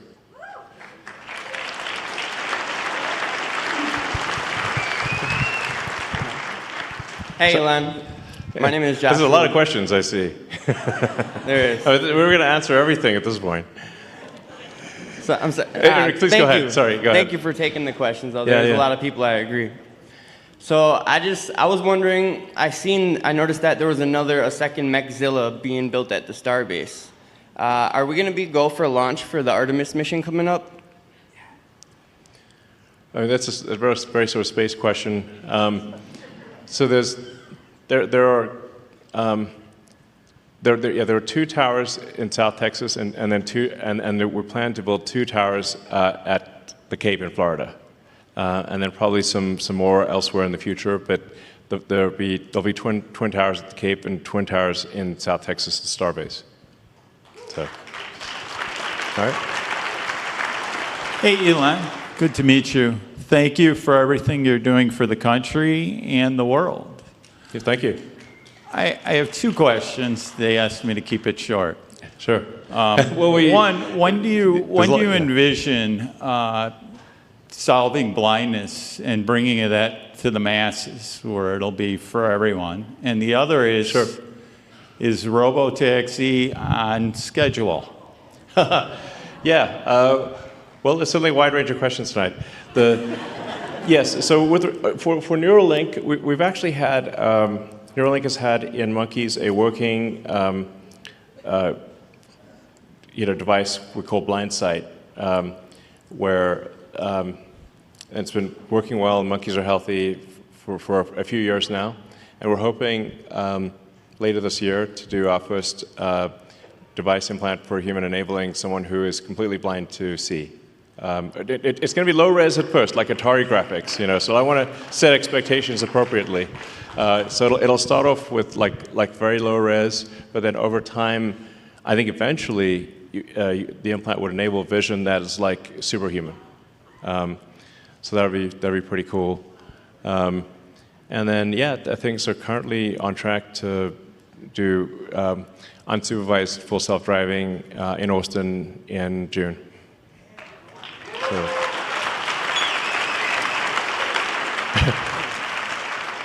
So I think we probably we'll take maybe 4 more questions, so just 2 from that side and 2 from that side, and then we'll call it a night. So go ahead. Oh, thank you so much.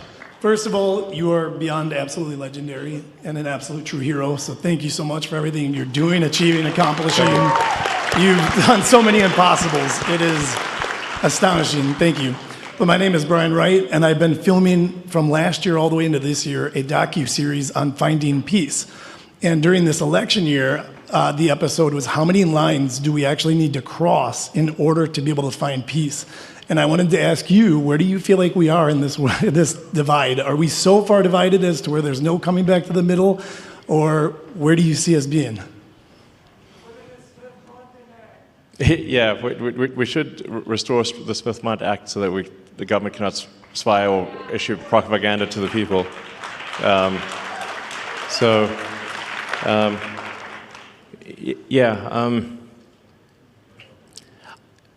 don't know. I mean, I kind of thought that we're headed in a good direction for a while there, and then the last month or so, there've been these like crazy, violent things happening against Tesla and protesting me and whatnot. And I'm like, this is just nuts, you know. And you know, a lot of people sort of parading signs around saying that, you know, that President Trump and Elon Musk should die, type of thing. And I'm like, this is really nuts, you know. But I think the real issue is like who's organizing and funding that. Like the same people that organized and funded the infiltrators, you know, who are the hecklers earlier tonight. So it's whoever they are, you know. And I guess we know some of their names, but it's really, yeah, Soros and a bunch of others. I'm not sure really what. Sometimes I wonder, what is their goal? Like, what's their aim? You know, I guess, is it communism? I guess is a part of it, or just, I don't know. Sometimes I wonder, like, have they thought through what their? If let's say they got their goal, then what? You know. So I don't know. I'm hopeful that things calm down. That there's, that people engage in like dialogue, but not violence, and that, you know, if for those who do push violence and destruction of property and intimidation, obviously that they need to face legal consequences for that.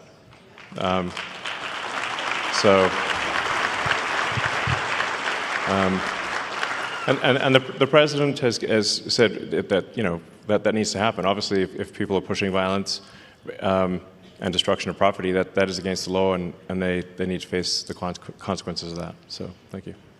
Yeah. Thank you, Elon. I constantly hear that the DOGE efforts are going to do things like take away Social Security payments and reduce other government payments like that. You've touched on it tonight, but yeah. Can you you've discussed this at length over the last few months, but can you talk again about how the DOGE efforts are actually going to affect things like the payments and other programs like that? Yeah, I guess it would be helpful because, so I can just state it as crisply and clearly as possible, that DOGE will absolutely ensure that people get their Social Security, make sure they get their Social Security, make sure they get their Medicaid, and will not be cutting any legitimate payments whatsoever. Crystal clear. I will just add to this. I've been there, working there, and I spent about the first 3 or 4 weeks of my time in Woodlands actually working in the Social Security Administration. 100% what Elon's saying is true. Nothing has happened on the ground that would impact the level of payments going to people that legitimately are owed those payments, period. A lot is going to happen to people that are stealing from the system. Yeah. They're not getting the payments. And you know who's screaming? They are. Because they're committing fraud. And we should take that away from them. Because they're stealing from all of us in this room and our parents. And they're going to scream loud. And it's going to get louder. But thank you for asking that question, because it is something that, as obvious as it sounds, it's a great question, because we just need to be very crisp and clear. DOGE will make sure you get your Social Security. DOGE will make sure you get your Medicaid. There will be no cuts to legitimate payments whatsoever.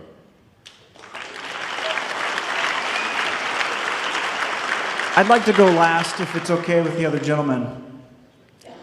Would you like to go, sir? No. Please go. Thank you. Mr. Musk, thank you so much for coming to Wisconsin. I just want to thank you for calling out bad ideas on X. You do that like every 30 minutes, and if I don't see something, I'm like, wow, is Elon okay? Yeah. And we all know that ideas have consequences, and bad ideas have victims, and thank you for speaking up for victims. And a few nights ago when you spoke with Brett Baer, when you were being interviewed, and he asked you, what keeps you up at night? And like that other question, you answered, and you paused, and it was depopulation. And I was waiting for you to say, like, oh, the death threats against my life, or the national debt, but depopulation is depopulation is a really big deal. It's not on people's radar. Why is that? Well, I think we haven't yet evolved to deal with depopulation. You know, I guess it's something we better evolve to deal with, or we're going to disappear. And once the depopulation ball starts rolling, you know, it seems to gather up speed. I mean, you can look at sort of cases like Korea and Japan, which are, you know, much further ahead or behind, depending on how you look at it. But like the population decline there is much worse. Japan is an absolute population decline, so they're losing about, I think, roughly 1 million people a year for population, and that's going to accelerate. Korea has only a third replacement rate, which means that in 3 generations, the country will be 3 or 4% of its current size. Like basically, all that'll be left is a small portion of the capital city.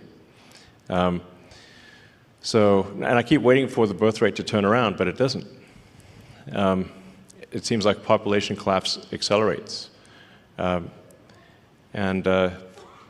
That's why I think it's a very serious matter. If you believe in humanity at all, you should care about this a lot. And then, you know, that's sort of, but that, you know, that's a sort of long-term thing. And the short-term thing is that America needs to be financially solvent. You know, that's what Doge is about, trying to just make sure America is financially solvent. And then there's also the risks of AI.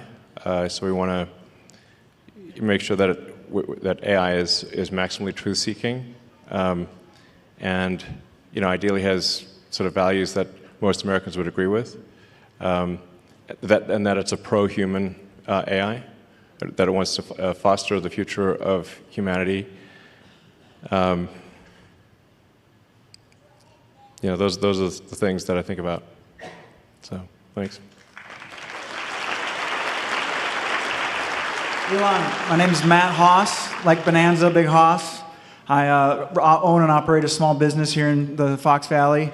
And tomorrow I actually get the honor and the privilege to host Brad Schimel at our shop, Springhetti Landscaping. Great. If anyone's in the valley, sounds good. Come down 4:30 tomorrow. We're having a shindig to have Brad stop by. He's going to come and give a little speech, get some. That's what this was about. Was Brad's election. Yes. And so I just wanted to say, in your opinion, what is Brad going to do for small business owners like myself? Well, I think he's going to help get the government off your back. So that's a big deal. You know, for anyone that starts a business, you know, it's like you used to just be able to open a store and not get like a zillion permits and licenses and everything. You know, that's how America, you wanted to make a product, you just made the product. And you didn't have to satisfy a massive body of regulations and get a permission from all sorts of agencies. So hopefully, Justice Schimel is, you know, supports that and helps get the government off your back. All right. So let me finish by saying, obviously, yeah, Doge at the state level will be cool. But just remember, like, the importance of the election on Tuesday is gigantic. It could decide the future of the House of Representatives. It could decide then the future of America and the future of the world. So it's absolutely critical that you need to just drag friends and family to vote on Tuesday for Justice Schimel and for voter ID. So, thank you. Thank you, guys. Thank you.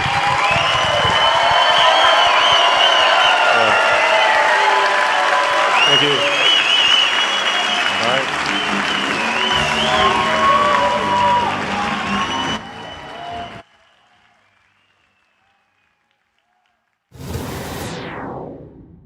Si te gusta nuestro contenido, por favor, déjenos un like y suscríbase a nuestro canal tocando la campanita debajo. Y acuérdese de compartir nuestros videos con su familia y amistades.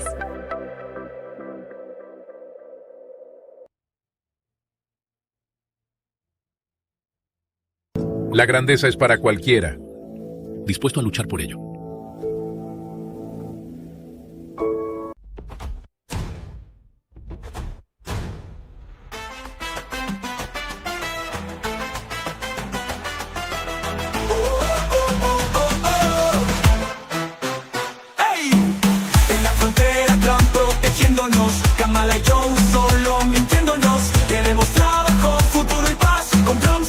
líder con la solución. Progreso y fuerza en nuestra dirección. Juntos cambiamos esta nación. En la frontera están protegiéndonos. Kamala y yo solo mintiéndonos. Queremos trabajo, futuro y paz. Con Trump es el líder con la solución. Progreso y fuerza en nuestra dirección. Juntos cambiamos esta nación.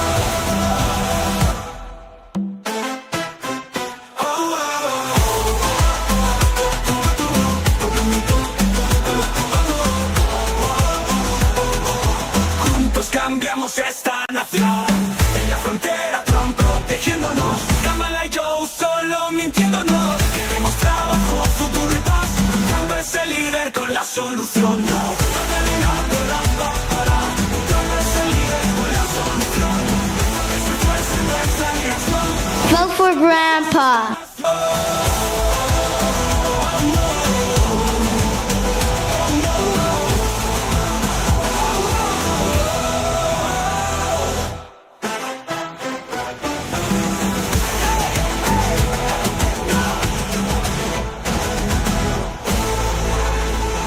Make America great again.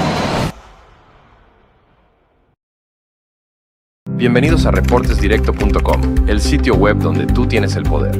Aquí puedes publicar tus propias noticias y artículos sin intermediarios. Pero eso no es todo. Gracias a nuestro sistema de votación, los contenidos más populares permanecen en la parte superior de la página. Tú decides qué es relevante. No te pierdas esta oportunidad única para compartir tus ideas y descubrir las noticias más relevantes sin censura. Únete ahora mismo a reportesdirecto.com y haz oír tu voz.